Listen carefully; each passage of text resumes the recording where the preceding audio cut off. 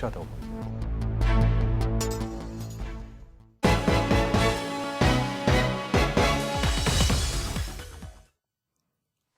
똥강아지 공주가. 엄마 나이 44세, 수연이는 늦둥이 셋째로 태어났지만 건강한 딸이었습니다. 서연이가 태어나서 올해 7월 14일까지 예방접종 빼고 감기로다가 병원에 갔던 게 딱 7번 있더라고요. 엄청 건강한 아기였어요. 늦둥이 딸을 잘 키우려면 무엇보다 경제력이 뒷받침돼야 한다는 생각에 전업주부였던 엄마는 수연이를 돌보미 아줌마에게 맡기고 맞벌이에 나서기로 했습니다. 돌보미에게 맡겨진 지 채 2달이 안 되던 지난 7월, 생후 17개월 수연이는 119 구급차에 실려 병원으로 이송됐습니다. 피가 찬 거고요. 중앙선이 이렇게 지금 이쪽에 뇌가 부어서 이렇게 막 밀려 있는. 원래는 정중앙에 거의 뭐 바로 사망하셨거나 식물인간 정도가 예상될 수 있었던 그런 초기 상태였습니다. 수술을 해도 생명을 건질 수 있을지 수연이의 상태는 심각했습니다. 이렇게 심각한 뇌 손상을 입었는데도 병원으로 옮겨진 수연이는 엉뚱하게 폐 검사를 받느라 시간을 지체했습니다.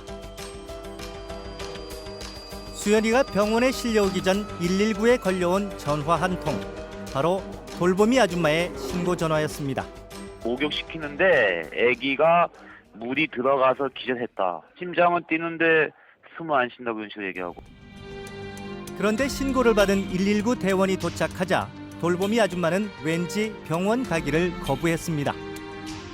바닥에 투사했던 투사물 흔적이 있었고요. 그리고 아기가 상태가 좀 이상한 것 같아서 일단 아기가 뭐 고열이 있거나 그러면 경기만 해도 그냥 병원에 무조건 가자고 그래서 가고 그러는데 경기도 아니고 이렇게 토사물을 토하고 그랬는데 병원을 안 간다 그러니까 저는 좀 상황이 좀 이상했던 거죠.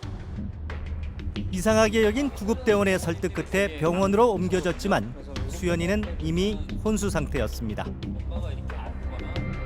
아기가 폐에 물이 들어간 그게 없으니까 계속 그 돌보미를 다그치면서 어디 부딪히거나 넘어진 적 없냐고 막 그래도 단 한 번도 그런 적이 없다고. 아이가 목욕을 하다가 물을 먹었다는 돌보미의 거짓 신고에 폐 검사를 하느라 시간만 허비한 꼴이 됐던 겁니다. 지금 수술을 해도 늦어서 저희 아기가 살 수 있는 확률은 20에서 30%도 채 안 된다고. 만약에 너무 많이 늦어서 살아도 장애가 되게 많을 거라고. 결국 수연이는 중증 뇌 손상으로 4시간에 걸친 대수술을 그것도 2차례나 받아야 했습니다. 그런데 수연이는 왜 뇌출혈을 일으키게 된 걸까요? 수술을 하려고 머리카락을 자르고 보니 아이의 머리에는 심상치 않은 몽자국이 여러 군데 보였습니다. 이게 머리 사진에서도 이제 요 부위 오른쪽 이제 전두엽, 두정부, 축두엽에 요 부위 이렇게 있고 요 부위 이렇게 크게 이렇게 있고요. 이 정도 출혈이 생기고 이 정도 뇌 손상이 진행될 정도면 애한테는 굉장히 큰 충격이 가해진 게 확실합니다. 무슨 일이 있었던 걸까요? 머리 멍이 세 군데가 왜 멍이 납니까? 이 머리는 제가 보채고 막 그렇게 해가지고 고체가 막 떼쓰고 막 소리 내고 울어가지고 내가 머리를 때리기는 몇 대 때렸어요. 뇌출혈이 생길 정도로 어떻게 때리신 거예요? 도대체 나 궁금해 죽겠어요. 주먹으로 때리셨어요? 주먹기도 안 했어요. 손바닥으로 세게 제가 그랬을 거예요. 손바닥으로 세게 치는데 멍이 그렇게 나 손바닥 자국이 나야죠. 주먹으로 쥐고 때렸나 봐요. 그러면. 50대 돌보미 정모 씨는 현재 아동복지법 위반으로 구속 기소돼 오는 24일 3차 재판을 앞두고 있습니다.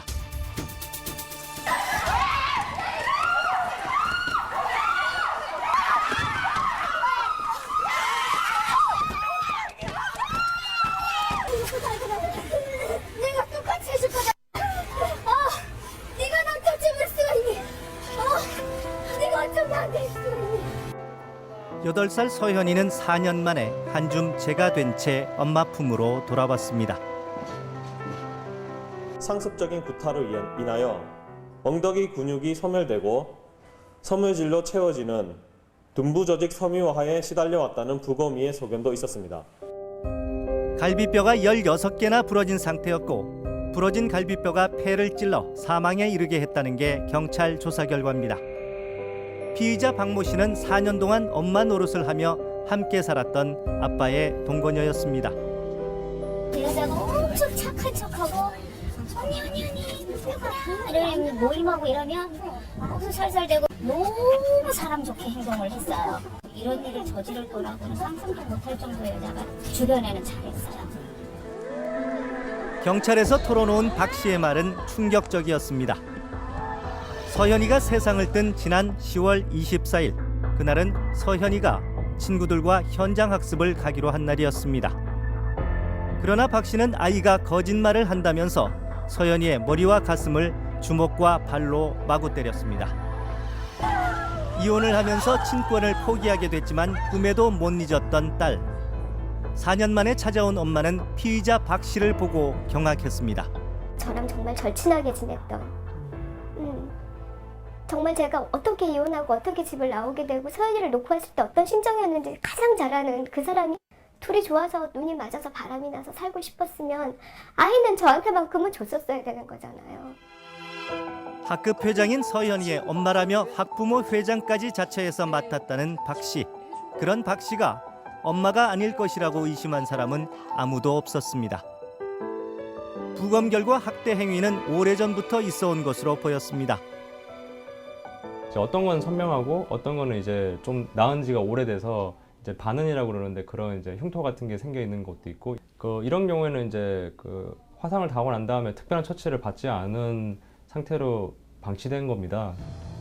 건강보험 기록은 서현이가 이미 2011년부터 병원 치료를 자주 받아왔다는 걸 말해주고 있습니다.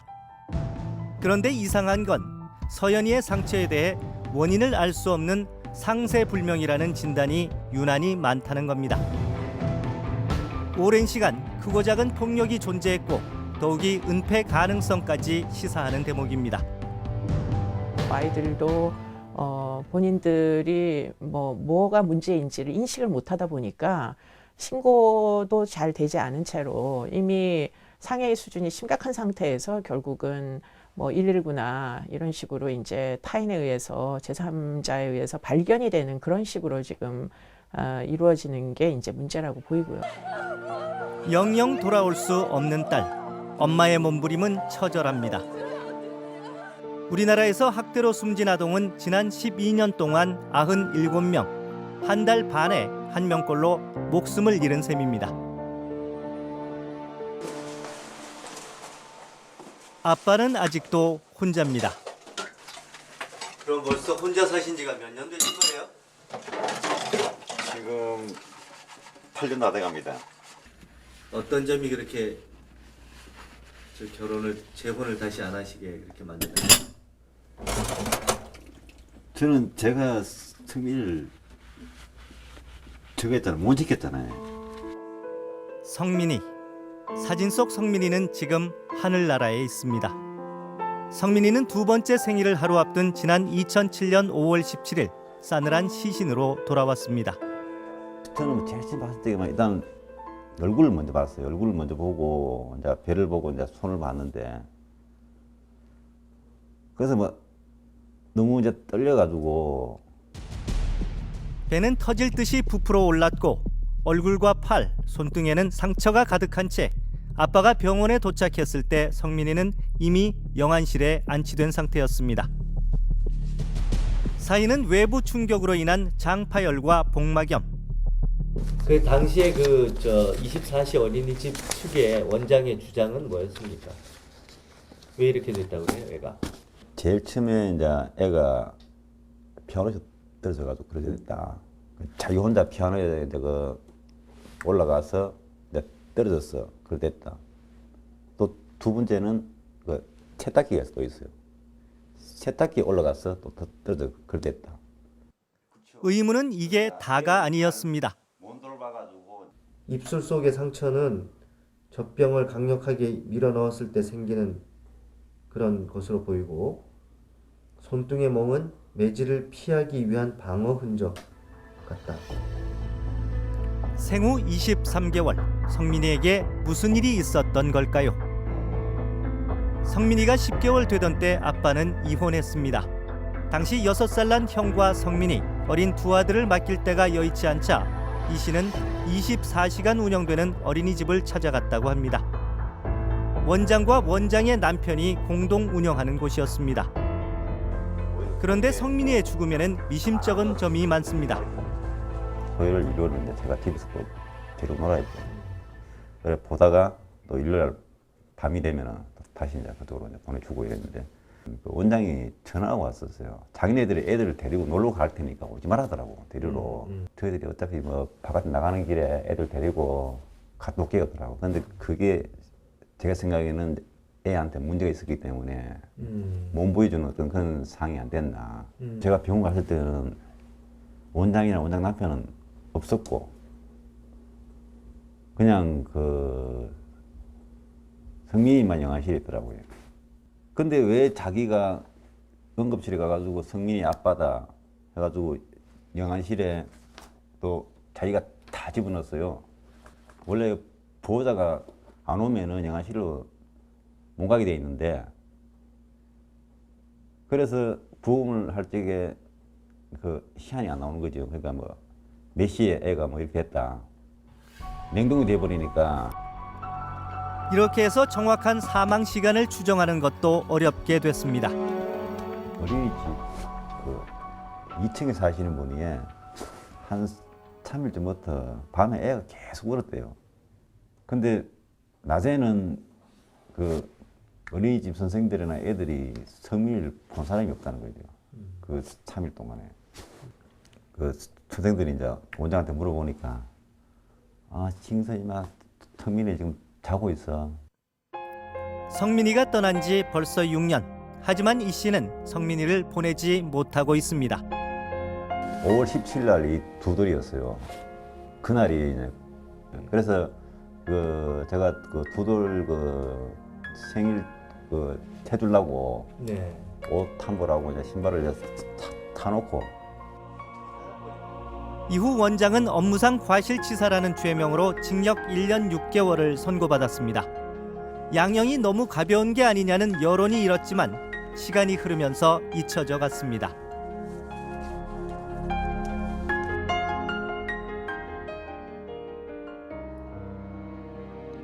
서현이가 떠난 지 49일 되던 날, 울산에서는 남다른 추모 행사가 열렸습니다. 서연아, 이름만 불러도 벌써 목이 메는 아가야. 내가 그토록 고통받을 때, 내가 그토록 외로워할 때 우린 아무것도 모르고 있었구나. 헤어진 지 4년 만에 죽음으로 맞이한 딸의 사진 앞에 엄마는 끝내 쓰러지고 맙니다. 온라인을 통해 자발적으로 마련한 이날 행사에서 시민들은 무엇보다 2년째 국회에서 표류 중인 아동학대 특례법이 시급히 통과돼야 한다고 호소했습니다.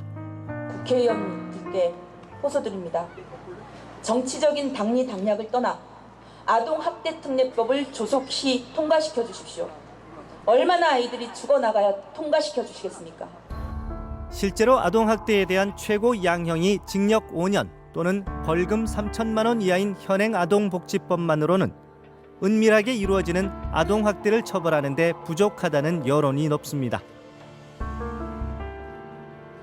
지금은 10년 이하 징역 내지는 5천만 원 이하 벌금으로 형량을 높였고요.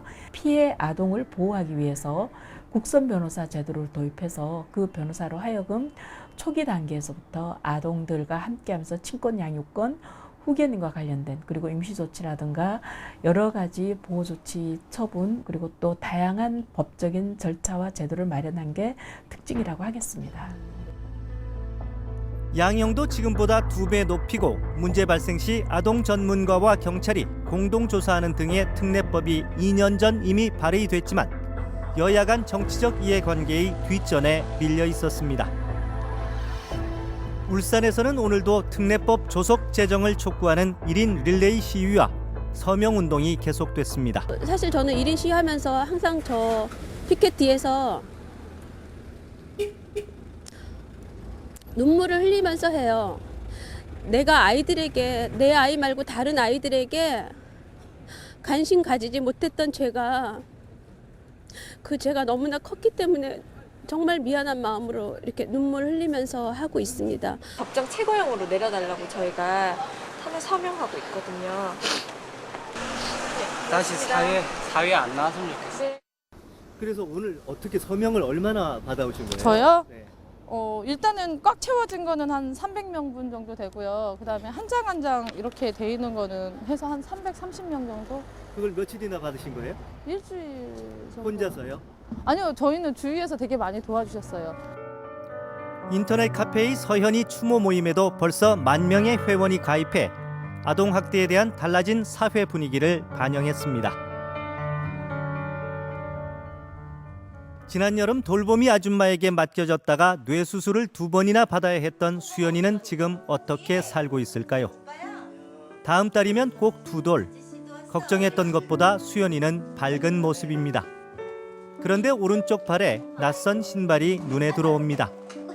요 또래 아이들이 점프나 이렇게 뛰는 거를 다 할 수가 있거든요. 걷는 거보다 뛰는 걸 할 수가 있는데 저희 연희는 뛰는 거, 점프, 뭐 지금 걷는 거 자체도 불안전하게 걸어서 뛴다는 거는 아예 상상도 지금 할 수가 없죠.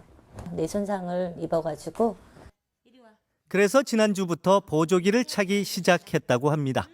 그래서 MRI를 찍었는데 지금 이제 MRI 상에 나타난 거는 언어 부분을 가장 많이 언어를 담당하는 쪽을 가장 많이 손상을 입었고, 그 다음에 상지, 하지 이렇게 하고 신경 쪽으로 그렇게 손상 받은 부위는 평생 복원이 안 된다고 그렇게 말씀하시더라고요. 머리에 난 흉터는 그대로입니다. 가장 큰 걱정은 수연이의 장애가 어떻게 진행될지 예후를 알 수 없다는 겁니다. 약 2달 뒤에 눈 사시, 원래는 사시가 없었거든요. 근데 머리를 다치면서 눈도 이렇게 돼서 이거를 방치하면은 오른쪽 시력을 완전히 잃을 수도 있다 그래서 지금 2달 뒤에 다시 전신 마취를 하고 눈을 수술을 해야 돼요. 현재 재판이 진행 중인데 돌보미 아줌마의 진술이 바뀌면서 진실은 쉽게 풀릴 것 같지 않습니다. 11월 19일 날 첫 번째 재판이 열렸는데 판사님이 그 돌보미한테 죄를 인정하냐 했더니 때린 적 없다고 부인하고, 돌보미가 변호사, 선임한 변호사가 정황 증거만 있지 직접 증거는 없다고. 아동학대 처벌의 가장 큰 걸림돌이 바로 증거 부족 문제입니다. 저항 능력도 없는 데다 공포에 질려 있는 아이에게 객관적 증거나 논리적 증언을 기대하긴 어렵습니다. CCTV 같은 증거물이 있으면 다행이지만 수연이나 성민이의 경우처럼 소규모 개인 보육시설의 경우 갖추지 않은 곳이 많습니다. 이거는 완전 솜방망이도 이런 솜방망이가 없어요. 대한민국 지금 선진국이라 그랬는데 이런 아기들 관련된 법안은 지금 후진국 중에서도 아주 후진국이에요. 전화를 했어요. 아동학대 특례법안 언제 통과시켜 줄 거냐 그랬더니 보건복지에서는 여성가족부 소관이다. 여성가족부에서는 보건복지부. 그렇게 맨날 떠밀고만 있고, 여당에서는 야당이 협조를 안 해준다고 하고요. 야당에서는 여당이 협조를 안 해준다고 똑같이 그렇게 말을 하더라고요. 아동학대 논란이 일고 있는 한 어린이집의 CCTV 영상입니다. 보육교사가 아이를 뒤에서 잡아채 주저앉힙니다. 아이의 머리를 쥐어박고 뺨을 때립니다. 엄마가 이제 악을 쓰고 울기 시작을 하더라고요. 이제 그냥 우는 게 아니고 와 이렇게 몇 시간을 울더라고요. 누가 머리를 만지면 거기에 대해서 굉장히 공격적으로 대응을 하더라고요. 누가 머리를 만지면 바로 누가 칼겨버린다든지 이상하다 생각을 하게 됐었어요. 하게 됐는데 그 전에 몇 번씩 선생님께 때린다는 얘기는 하더라고요. 신용을 하면서 얘기를 하더라고요. 이렇게 머리를 콕콕 집어넣는다고. 근데 아이가요? 네. 네, 뭐 그때는 그때가 몇 살이었죠? 26개월. 이제. 아이의 부모는 어린이집으로 찾아가 영상 기록을 보여달라고 요청했습니다. 우리 아이가 자꾸 맞는다고 하니까 4월 14일 영상부터 좀 보여달라고 했어요. 3, 4분 만에 우리 아이가 이제 뺨을 맞는 화면이 나오더라고요. 그러면서 이제 원장도 그걸 몇 번 확인을 하고 뭐 그 선생은 이제 죽을 죄를 졌다고 저한테 빌고 원장님은 이제 뭐 원장님도 이제 잘못됐다고 막 이렇게 사과를 하더라고. 사과. 부모는 이런 사실을 아동보호 전문기관에 신고했고 조사 보름 만에 아동학대로 볼 수 없다는 답변을 듣게 됐다고 합니다. 나가서 원화 전수조사를 실시하고 그 당시에 CCTV는 현재 그때 훼손 문제로 인해서 저희가 받을 수는 없었고 아동보호 전문기관이 CCTV 영상을 확보한 건 엿새가 지난 뒤였습니다. 어린이집 측이 시스템의 결함을 고쳐야 한다며 제출을 연기했기 때문입니다.